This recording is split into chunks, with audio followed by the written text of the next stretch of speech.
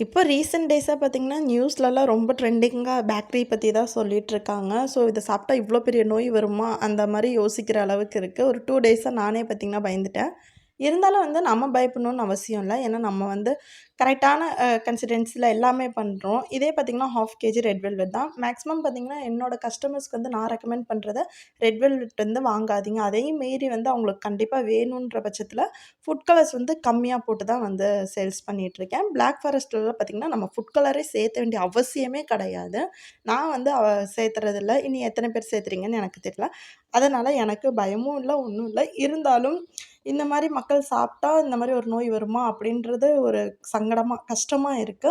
So இந்த cake design பார்த்தீங்கன்னா, parents two B சொல்லிட்டு கஸ்டமர் டிசைன்ல கேட்டிருந்தாங்க. 2 ஷூ வச்சு அழகு போல கடையிலேருந்து வாங்குன மாரி நானே செஞ்சு வச்சுட்டேன். இந்த டிசைன் எப்படி இருக்குன்னு சொல்லி நீங்களும் கமெண்ட் பாக்ஸ்ல கமெண்ட் பண்ணி சொல்லுங்க. நீங்களும் ஆர்டர் பிளேஸ் பண்ணா வாட்ஸ்அப் நம்பர் கான்டாக்ட் பண்ணுங்க.